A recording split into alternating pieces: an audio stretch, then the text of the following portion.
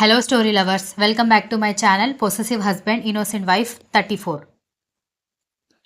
ఇదేమైనా flowers market అని అనుకుంటున్నారా అని కర్ణ వెటకారంగా అడిగేసరికి వసుంధర విశ్వనాథ్ ఒకరినొకరు చూసుకుంటే, మీ అమ్మ అంత అందంగా నీ ఫీలింగ్స్ వర్ణించడానికి ట్రై చేస్తుంటే నువ్వేంట్రా అలా మాట్లాడతావు అని విశ్వనాథ్ అడిగేసరికి, మీరు నన్ను ఆట పట్టించడానికి ఫోన్ చేశారని నాకు తెలుసు అనగానే, సరేలే వెళ్ళి 2 రోజులే అయినా కూడా ఇప్పటికే నిన్ను మిస్ అవుతున్నట్టుగా ఉంది అనగానే, మరేం చేద్దాం అన్నాడు కర్ణ. మేము కూడా అక్కడికి వస్తాం అనగానే కర్ణ చిన్నగా నవ్వి, నాకు కూడా మిమ్మల్ని చూడాలనుంది, కానీ మీరు అక్కడి నుంచి ఇక్కడికి వస్తే అక్కడున్న బ్రాంచ్లు ఎవరు చూసుకుంటారు? ఇక్కడ ఉన్నది ఒకటే బ్రాంచ్ కాబట్టి ఇక్కడ నేను ఒక్కడిని ఉంటే సరిపోతుంది. అండ్ మీరు ఇక్కడ ఉండలేరు, అలవాటు లేని ఊరు కదా. నేను ఈ వీకెండ్ రావడానికి ట్రై చేస్తాను అనగానే, వస్తావా? నిజమా? నమ్మమంటావా అని వసుంధర అడిగేసరికి, ma'am this is too much అని అన్నాడు కర్ణ. విశ్వనాథ్ వసుంధర ఇద్దరూ నవ్వి, సరేలే భోజనం చేసి పడుకో, రేపు గాని ఎల్లుండి గాని మన ఇంట్లో మెయిన్ కుక్ అక్కడికి వస్తాడు, వాడితో వంట చేయించుకుని తిను, బయట ఫుడ్ తినకు అని చెప్పడంతో సరే అని చెప్పి కాల్ కట్ చేశాడు కర్ణ. కర్ణ భోజనం చేసి బాల్కనీ డోర్స్ ఓపెన్ చేసి బాల్కనీలోకి వెళ్ళి నిలబడ్డాడు. నిండు చంద్రుడు, చల్లని గాలి, గార్డెన్లో ఊగుతున్న అరటి జామ చెట్ల నుంచి తనని తాకి అల్లరి చేస్తున్న పిల్లగాలిని ఫీల్ అవుతున్న అతని పెదవుల మీద మనోహరమైన నవ్వు నిలిచింది. చందమామని అలాగే చూస్తున్న అతనికి అంతే అందంగా ఉండే దక్ష రూపం గుర్తుకు రావడంతో, ఎందుకే నీకంత మొండితనం? నీ కోసం ఎన్ని మిట్లు దిగొచ్చినా కూడా నా ప్రేమ అంటే నీకు అలసుగా ఉంది కదా. ఎవరి కోసం ఒక్క మెట్టు కూడా దిగని నేను నీ కోసం ఇన్ని వేల మెట్లు దిగొస్తే పట్టించుకోకుండా నీ పాటికి నువ్వు ఉంటావా? నీ మొహం మాత్రమే అమాయకంగా అనిపిస్తుంది, కానీ పెద్ద రాక్షసివి అనుకున్నాడు కర్ణ. అదే టైంలో హాస్టల్ బాల్కనీలో నిలబడి అదే చందమామని చూస్తున్న దక్ష తనని ఎవరో రాక్షసి అని పిలిచినట్టుగా అనిపించేసరికి చుట్టూ చూసి రూమ్లోకొచ్చి రూమ్మేట్స్ వైపు చూసి, మీరు నన్ను రాక్షసి అని పిలిచారా అనగానే, పిలవాలనుంది కానీ మేమైతే పిలవలేదు, ఎందుకు ఇప్పుడు ఆ డౌట్ వచ్చింది అని అడిగారు వాళ్ళు. ఏమో ఎవరో పిలిచినట్టుగా అనిపించడంతో వచ్చాను అనగానే, టెలిపతి పాప అనగానే దక్ష అయోమయంగా చూస్తుంటే, అదే మీ సార్ ఎంతో కష్టపడుతున్నా నన్ను కరుణించట్లేదని రాక్షసి అని తిట్టుకుని ఉంటాడు, అందుకే నీకది వినిపించింది అనగానే, అంతే అంటారా అనగానే, నిజంగా అంతే, టెలిపతి అనేది చాలా మందికి ఎక్స్పీరియన్స్ అయిందని నేను విన్నాను అని చెప్పింది ఒక అమ్మాయి. దాంతో దక్ష మళ్ళీ బాల్కనీకి వెళ్ళి, నేనేం రాక్షసి కాదు, నేనేం చేసినా మీ మంచి కోసమే చేస్తాను అని చెప్పడంతో గాలిలో ఆ మాటలు గుసగుసగా వినిపించిన కర్ణ ఆశ్చర్యంగా చుట్టూ చూసినా ఎవరూ మనుషులు కనిపించకపోవడంతో లేట్ అయిందని అర్థమై వెళ్ళి నిద్రపోయాడు. ఉదయాన్నే కర్ణ జాగింగ్ చేసొచ్చి వర్కౌట్స్ చేస్తుండగా అబ్బాయి గారు అంటూ తోటమాలి రావడంతో, ఏంటి సుబ్బులు అని కర్ణ అడిగేసరికి, మీకోసం ఎవరో పూలు పంపించారు అబ్బాయి గారు అనగానే, పూలా అని అడుగుతూ చెమట తుడుచుకుని హాల్లోకి వచ్చేసరికి హాల్ నిండా రెడ్, వైట్, ఎల్లో రోజెస్తో చేసిన బొకేలతో నిండిపోయేసరికి, ఏంటిది అని పనివాడి వైపు చూసేసరికి, తెలీదు బాబు, కొరియర్ వచ్చిందని పోస్ట్ మ్యాన్ వచ్చి ఇచ్చి వెళ్ళిపోయాడు అని చెప్పాడు అతను. దాంతో బొకేలు మొత్తం పరిశీలించిన అతనికి ఒక మల్టీ కలర్ ఫ్లవర్స్ ఉన్న బొకేలో ఒక కార్డు కనిపించడంతో దాన్ని బయటకు తీసేసరికి, నువ్వు నన్ను యాక్సెప్ట్ చేసే వరకు రోజుకో రకంగా నీకు సర్ప్రైజ్లు ఇస్తూనే ఉంటాను కర్ణ అని చెప్పి చివర్లో ఫ్రమ్ వేద అని ఉండడంతో ఆ లెటర్ నలిపి పక్కన పడేశాడు. వెంటనే పనివాళ్ళని పిలిచి ఆ ఫ్లవర్స్ అన్ని బయట పడేయమని చెప్పి వెంటనే ఆగమని చెప్పి అవన్నీ ఏదైనా బొకే షాప్కి లేదంటే పూల వాళ్ళకి ఇచ్చేయండి ఫ్రీగా అని చెప్పాడు. దాంతో వాళ్ళందరూ అతను చెప్పినట్టే ఆ ఫ్లవర్స్ అన్ని తీసుకువెళ్ళి వేస్ట్ చేయకుండా ఫ్లవర్స్ షాప్ వాళ్ళకి ఇచ్చేశారు. దక్ష ధన్య ఆఫీస్కి వచ్చేసరికి ఆఫీస్ కూడా పూల తోటలాగా మారిపోవడంతో అందరూ అయోమయంగా చూస్తుంటే, ఏం జరుగుతోంది ఇక్కడ? మొన్ననే కదా 25 years సిల్వర్ జూబ్లీ జరిగింది, మళ్ళీ ఏదైనా అకేషన్ ఉందా అని అడగడంతో, కాదు కొరియర్లో ఈ ఫ్లవర్స్ అన్నీ వచ్చాయని వేరే కొలీగ్స్ చెప్పడంతో, కొరియర్లో ఇన్ని ఫ్లవర్స్ పంపించారా అని దక్ష ధన్య ఇద్దరు ఆశ్చర్యంగా అడిగేసరికి, వాట్ ఈజ్ హ్యాపెనింగ్ హియర్ అంటూ కర్ణ లోపలికి రావడంతో అందరూ పక్కకి తప్పుకోవడంతో మళ్ళీ ఫ్లవర్స్ కనిపించేసరికి అతనికి ఇరిటేషన్ వచ్చేసింది. కర్ణ ఎక్స్ప్రెషన్స్ చూసిన దక్ష అయోమయంగా అతన్ని గమనిస్తూ ఉంటేనే సెక్యూరిటీ అని కర్ణ పిలవడంతో వాళ్ళందరూ లోపలికి పరిగెత్తుకు రావడంతో, ఏంటి ఈ ఫ్లవర్స్ అనగానే, సార్ మీకు కొరియర్ వచ్చింది అనగానే, కొరియర్ వస్తే ఇలా ఆఫీస్ మొత్తం నింపేస్తారా? అయినా ఇన్ని ఫ్లవర్స్ వస్తే మీకు ఆశ్చర్యంగా అనిపించలేదా అని అడిగాడు.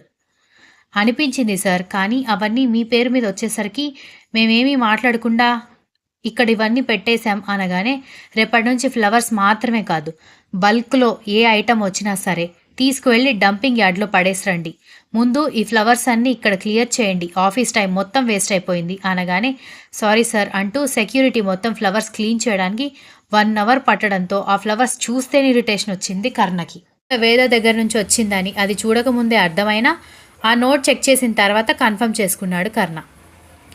మొత్తం పడేసి వచ్చాను సార్ అని సెక్యూరిటీ చెప్పడంతో బెలూన్స్, గిఫ్ట్స్, ఫ్లవర్స్, చాక్లెట్స్ ఎలాంటి ఐటమ్స్ వచ్చినా సరే అవన్నీ పిల్లలకి ఇచ్చేయండి, లేదంటే ఏదైనా షాప్లో వాళ్ళకి ఇచ్చేయండి, కనీసం వాళ్ళైనా అమ్ముకుంటారు అని చెప్పడంతో సరే సార్ అంటూ వెళ్ళిపోయారు సెక్యూరిటీ వాళ్ళు. దక్ష అయోమయంగా చూస్తున్నప్పుడే ఇదంతా ఆ వేద పని అయ్యి ఉంటుంది అని ధన్య చెప్పడంతో అంత క్లారిటీగా నీకెందుకు అనిపిస్తుంది అనగానే, మరి లేకపోతే ఏంటి, నిన్న హాఫ్ శారీ వేసుకుని వచ్చింది, ఈరోజు ఫ్లవర్స్ వచ్చాయి, అది కాకపోతే నిన్న కాక మొన్న వచ్చిన మన బాస్కి ఇంకెవరు గిఫ్ట్లు పంపిస్తారు అని ధన్య అడగడంతో దక్షకు కూడా క్లారిటీ వచ్చింది. కర్ణ తన ఛాంబర్కి వెళ్ళి ఈరోజు షెడ్యూల్ రెడీ అయిందా లేదా అని పిలవడంతో దక్ష పరిగెత్తుకుంటూ వెళ్ళింది. నాకంటే ముందు రావాలని చెప్పాను కదా అని కర్ణ అడగడంతో నేను మీకంటే ముందే వచ్చాను సార్ అనగానే, మరేంటి ఇంకా షెడ్యూల్ చెప్పడానికి రాలేదు, ఆఫీస్లో అందరికీ పని చేయండి అని చీర, గాజులు, బొట్టు పెట్టి చెప్పాలా అనగానే, సారీ సార్ అంటూ షెడ్యూల్ చదివి వినిపించి ఆ ఫ్లవర్స్ ఎవరు పంపించారు సార్ అని వెటకారంగా అడిగేసరికి కర్ణ ఒక లుక్ ఇవ్వడంతో దెబ్బకి అక్కడి నుంచి వెళ్ళిపోయింది దక్ష. ఆ రోజంతా కర్ణ కొంచెం సీరియస్గానే ఉండడంతో అతన్ని ఎవరూ కదిలించే సాహసం చేయలేదు.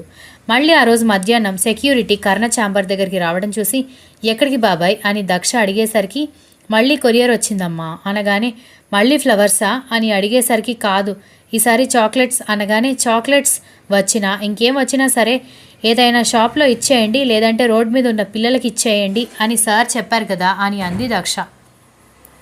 ఒకసారి చెప్పేసి వస్తానమ్మా, ఎందుకైనా మంచిది అనగానే, సరే బాబాయ్ వెళ్ళు అని చెప్పి కర్ణ ఛాంబర్లోకి సెక్యూరిటీని పంపించి తను కూడా వెనుకే వెళ్ళడంతో, ఏంటి మళ్ళీ వచ్చావు అని కర్ణ అడగడంతో, మళ్ళీ ఒక 10 బాక్సులు చాక్లెట్స్ వచ్చాయి సార్ అనగానే కర్ణ రెస్ట్లెస్గా ఫీల్ అవుతూ, ఆ చాక్లెట్స్ అన్నీ ప్యాక్ చేసేసి మీకు రోడ్డు మీద ఎక్కడ పిల్లలు కనిపించినా వాళ్ళకి అక్కడ పంచేయండి అని చెప్పాడు.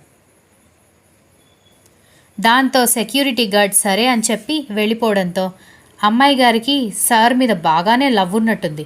మార్నింగ్ ఫ్లవర్స్, ఇప్పుడు చాక్లెట్స్, సాయంత్రం హార్ట్ షేప్లో బెలూన్స్ వస్తాయేమో అని దక్ష తనలో తనే మాట్లాడుకుంటూ ఉంటే, ఏంటి అని కర్ణ అడిగేసరికి, ఏం లేదు సార్ అని చెప్పి, ఇప్పుడు మనకి ఒక మీటింగ్ ఉంది వెళ్దామా సార్ అని అడిగింది. దాంతో కర్ణ లేచి సూట్ సరి చేసుకుంటూ బయటికి వెళ్ళిపోవడంతో అతన్ని ఫాలో అవుతూ దక్ష వెళ్ళిపోయింది. ఇద్దరూ కలిసి మీటింగ్ అటెండ్ అయ్యి తిరిగి వచ్చేసరికి బాగా చీకటి పడిపోవడంతో దారిలో ఒక చోట ఫ్రూట్ జ్యూస్ బండి కనిపించేసరికి, జ్యూస్ ఏమైనా తాగుతావా అనగానే, మీరు ఇలాంటి చోట జ్యూస్ తాగుతారా అని దక్ష ఆశ్చర్యంగా అడిగేసరికి, మరొక 50 కిలోమీటర్ల వరకు చిన్న షాప్ కూడా కనిపించదు. బాగా ఆకలిగా ఉన్నవాడికి గంజే పానకం అన్న సామెత నువ్వు వినే ఉంటావు అన్నాడు. దాంతో దక్ష ఏం మాట్లాడకుండా, నాకు గ్రేప్స్ జ్యూస్ కావాలి అని చెప్పేసరికి, గ్రేప్స్ జ్యూస్, లెమన్ వాటర్ అని కర్ణ చెప్పేసరికి డ్రైవర్ వీళ్ళిద్దరికీ గ్లాసెస్ ఇచ్చేసి తనకు కావాల్సింది తను తీసుకున్నాడు. ముగ్గురు కొంచెం జ్యూస్ తాగి రిఫ్రెష్ అయిన తర్వాత అక్కడి నుంచి స్టార్ట్ అయ్యారు. ఆ రోజు మీటింగ్ సిటీ చివర ఉన్న ఒక రిసార్ట్లో జరిగేసరికి వెళ్ళేసరికి ఆఫ్టర్నూన్ దాటిపోయి వచ్చేసరికి బాగా చీకటి పడేసరికి డిన్నర్ టైంలో హాస్టల్ దగ్గర డ్రాప్ చేసేసి కర్ణ వెళ్ళిపోయేసరికి అతను బాగా అలసిపోయాడని అర్థమై దక్ష హాస్టల్కి వెళ్ళిపోయింది. ఏంటే రోజు కంటే లేటుగా వచ్చావు, మీ వాడు నిన్ను అసలు వదలలేకపోతున్నాడా అని రూమ్మేట్స్ ఆట పట్టించడంతో, అంత సీన్ లేదు, సిటీ చివరన రిసార్ట్లో ఈరోజు మీటింగ్ వచ్చేసరికి చాలా టైం అయిపోయింది అనగానే, అంతేలే రిసార్ట్కి వెళ్ళి లవర్స్ ఇద్దరూ ఎంజాయ్ చేసి మాకు మాత్రం చెవుల్లో క్యాలీఫ్లవర్స్ పెడుతున్నావు కదా అనగానే, నిజమే బాబు, కావాలంటే ఆ మీటింగ్ కోసం నేను ప్రిపేర్ చేసిన ప్రజెంటేషన్ కూడా చూసుకో అని చెప్పి తన చేతిలో ఉన్న ఫైల్ ఇచ్చేసి వెళ్ళిపోయింది. దక్ష చెప్పింది నిజమే అని అర్థం కావడంతో వాళ్ళు ఎవరి ఫోన్స్లో వాళ్ళు లీనమైపోయి ఉంటే, సరే పదండి డిన్నర్ చేద్దాం, బాగా అలసిపోయాను, తినేసి నిద్రపోవాలి, అలారం పెట్టుకోకపోతే రేపు మార్నింగ్ కూడా లేవడం కష్టం అలా ఉంది అనగానే, సరేనంటూ ముగ్గురు వెళ్ళి డిన్నర్ చేసేసి వచ్చి పడుకున్నారు. ఉదయాన్నే దక్ష రెడీ అయ్యి బయటకు వచ్చేసరికి డ్రైవర్ రెడీగా ఉండడంతో దక్ష కార్ ఎక్కి కూర్చోవడంతో డ్రైవర్ ఆఫీస్ వైపు కార్ పోనిస్తూ ఉండగా దారిలో కార్ బ్రేక్ డౌన్ అయ్యేసరికి ఏమైంది అని అడిగేసరికి కార్ ఆగిపోయింది చూస్తాను అంటూ కార్ దిగి చెక్ చేసి ఇంజన్ బాగా హీట్ ఎక్కి కార్ ముందుకు వెళ్ళట్లేదమ్మా. ఇప్పుడు కార్ కూల్ డౌన్ అవ్వాలంటే వాటర్ తీసుకొని రావాలి. ఇప్పుడు అంత టైం లేదు, కూల్ డౌన్ అవ్వడానికి కూడా చాలా టైం పడుతుంది అనగానే సరేలే నేను ఏదైనా వెహికల్ చూసుకుని వెళ్ళిపోతాను, నువ్వు నెమ్మదిగా కార్ రిపేర్ చేసుకుని వెళ్ళిపో అని చెప్పి దక్ష కార్ దిగేసింది. రోడ్డు మొత్తం ఖాళీగా ఉండేసరికి ఎక్కువగా వెహికల్స్ లేక టైం అవుతూ ఉండడంతో త్వరగా ఏదైనా వెహికల్ వస్తే బాగుండని వెయిట్ చేస్తూ ఉండగానే ఏదో బైక్ వచ్చి ఆగి లిఫ్ట్ కావాలా అని అడిగేసరికి అవసరం లేదని దక్ష కంగారుగా చెప్పడంతో ఇట్స్ ఓకే, మీరు కంగారు పడాల్సిన అవసరం లేదు, మీరు పనిచేసే ఆఫీస్లోనే నేను కూడా పనిచేస్తున్నానని అతను చెప్పేసరికి ఆమె ఆశ్చర్యంగా చూస్తుంటే నేను ఫైనాన్షియల్ మేనేజర్గా వర్క్ చేస్తున్నాను, నేను ఫైనాన్షియల్ యూనిట్లో ఉంటాను కాబట్టి మీరెప్పుడు నన్ను చూడలేదు, కానీ మీరు బాస్ వెనుక తిరుగుతూ ఉంటారు కాబట్టి నేను మిమ్మల్ని చాలాసార్లు చూశాను అని అన్నాడు అతను. మీరు నిజమే చెప్తున్నారని నమ్మకం ఏంటి అనగానే వెంటనే పాకెట్లో ఉన్న ఐడెంటిటీ కార్డ్ తీసి చూపించి ఇప్పటికైనా నమ్ముతారా అని నవ్వుతూ అడిగేసరికి ఇంకా సరేనంటూ బైక్ ఎక్కి కూర్చోవడంతో సరిగ్గా కూర్చోండి ప్రాబ్లం లేదు అనగానే నేను బాగానే కూర్చున్నాను పోనివ్వండి చాలా లేట్ అయింది అని చెప్పడంతో ఇంకా అతను బైక్ స్టార్ట్ చేశాడు. ఆఫీస్ ముందు బైక్ దిగుతున్న దక్ష మీద ఓపెన్ విండో దగ్గర నిలబడిన కర్ణ దృష్టి పడేసరికి అతను పెట్టుకున్న గాగల్స్ తీసి ఇద్దరిని చూస్తూ ఉంటే అతను నవ్వుతూ ఏదో మాట్లాడుతుంటే ఆమె చిన్నగా చెయ్యి ఊపేసి లోపలికి రావడం కనిపించింది. Continuous. If you like the story please like, share, comment and don't forget to subscribe.